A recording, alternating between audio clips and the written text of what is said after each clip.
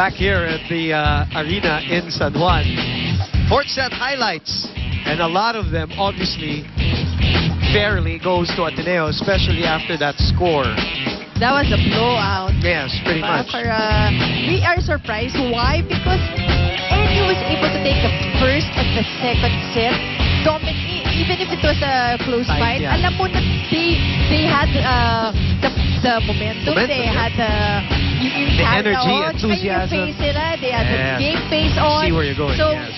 we thought that they were going to get the third set and we will all go home with NU win. But on the third set, things changed. And ang funny part doon is Giselle Tan played most of the third set. Yes. Diba? Towards the end na lang si Jeff. So she was able to just sustain, diba? Yung playing na Ateneo. And in the end, keep them in there. Kahit na natalo sila ng diba? second set. Yes. Keep them afloat. Okay, and then in the end, Jeff Ferrer was sent in. They were able to close out that set and take momentum from there on. Look at the attack points for Ateneo. 11 as against the 7 only of the Lady Bulldogs. And service aces, just 4 bonus points coming from Ateneo. And ito talaga yun. Forced errors, just too much again for the Lady Bulldogs. Mosey, you've said this 100 times. The fifth set is a mental set.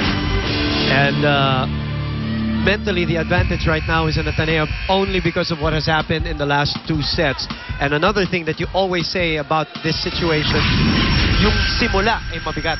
Kasi may clean lang to. Yup, kailangan kung pwede mo kaagad, you get the momentum right away. Kasi sabi ko nga, kahit may momentum yan in the fourth set, let's say you win the fourth set, it's different. Pag fifth setter na yan, of course, pareho na yung level na gusto nyong kunin yung fifth set because it's just a 15 points, diba, to get this set. So you want to be ahead right away.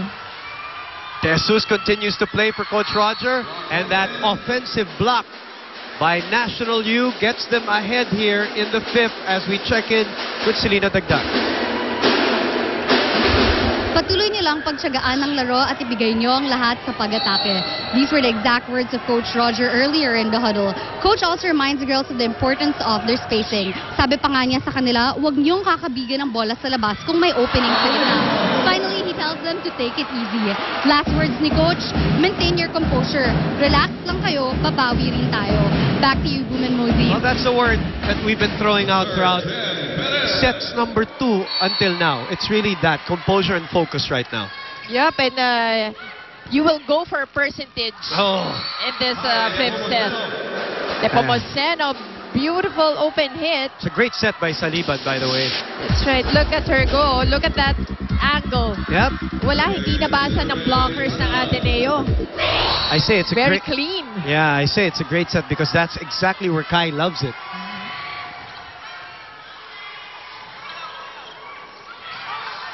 Chance for NU here. Pablo continues to pound away.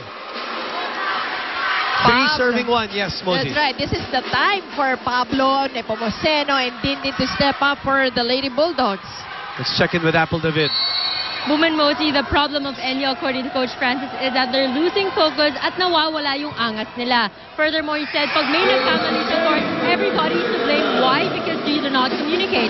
Even Ivy Perez noticed nawawala yung enjoyment ng teammates niya. In this set, Coach Francis wants to see better decision-making from the girls at yung tapang ng tunay na Lady Bulldog. Boom and Mosey. Thank you, Apple. Babalikan natin yan. Pakinggan muna natin si Coach Roger. Lalapit siya kayo kay Taylor. Re-receive tayo. Yun ang unang natin iisipin. Re-receive muna tayo. Huwag niyong hintayin malayo sa inyo yung bola. Re-receive, akin ito. Ayun nga sa likod, sa akin ito. Tatlo kayo magsasabing sa akin ito. So hindi mababagsak yung bola ng ganyan. Ha? So di huwag yung pababayaan ba ito? Sa block doon. Talagang sa'yo eh. Dapat bumablock ang sipagan nyo. Sipag lang ha. Huwag niyong palalakihin ha.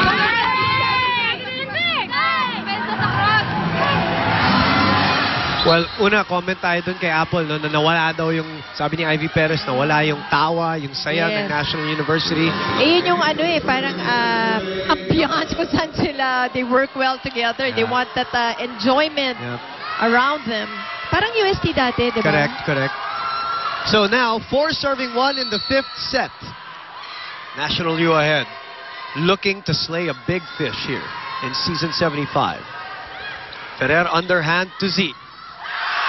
Pwede pa sana yun, ano? Pwede pa sana yun. So But great block. it's NU who is starting it really strong here in the 5th set. Stone wall. Si Dadang ba yun? Or was it Kai? It was Kai Kai. Nepomuceno. Dadang is the one serving, rather. 5 serving 1. A cushion like this can bode well for the confidence of National U. But Eliza Valdez now hitting it in the middle for Ateneo. But she goes to the back line, so it will be up to Phil, Gretchen, and Z. Protocols here for the players, even who are not playing. Valdez serves. Taken by Ordaz. Pablo adjusts. Ferrer. De Jesus is sent back. A point for NU. 4-point lead. So it's NU with a 4-point lead and just sort of stating the pace of this game, getting momentum from the start, from the get-go. Pablo with a good serve. Ferrer back set. That's a great play by Ateneo, Mosey. That's right, and then now Jem has to play it really smart. Percentage. Kailangan maiwasan niya yung blockers ng NU, especially now that David Santiago and Ordaz is in front. Ang ganda doon, to naghiwalay, defend. ano? Yun Naghiwalay naman yung blocker. kailangan yung basahin ni Jem. Santiago. Kai mistimed it, so easy ball here for Ateneo. Down 3. Ordaz with a great dig. Pablo from the back line. Nagkagawan sila ni Ordaz. Balik kay Kainglet. Off speed. Works. Finally, Kainglet has been going to that zone and finally getting the point. Look at that. And just the right height over the block. Hindi Tutukan masyado nyo yung mga mataas. drop ball. Tutukan nyo. Ang tinututukan nyo yung paano kayo papalo ng malakas eh. Stop doing that.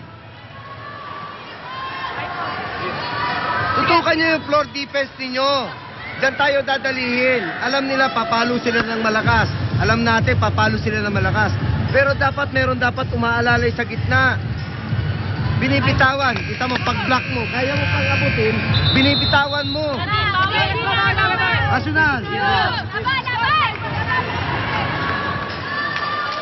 Well, depensa talaga ang magiging importante in this 5th set. Why? Because it will start even your offense. So, kailangan basahin ng... now kasi ang Ateneo is giving them drop balls. Kanina, panay powerful hits ang nanggagaling kay Eliza, kay Z, kay Kainglet. But now, Kainglet is trying to have that variation. At nahuhuli ang NU dun sa depensa. Biggest lead of National U in this set was 5. Down to 2 now. So, Dindin Santiago, Basa, no? Nabasa. basang-basa. 2 blockers in front of her. Nanahimik na rin si Dindin, ano? It's But they have to be creative now if they want to surprise Ateneo naman. Kasi nababasa na Ateneo where Dindin is going to spike. Good reception Yan, by Reyes. kailangan running ni Dindin. Exactly. But what a first ball by Jen Reyes again. Just bringing it to the center. Yan ang kailangan again sa D. But even if she has all those experience, eto na, 5th set, may halo ng kabayan. Oo. May halo ng kaba dun sa decision making, dun sa setting. So kung ano yung pwedeng itulong, di ba? I said Jen Reyes brought it to the center. Dun sa kabila, si Lazaro could not handle a fairly easier ball.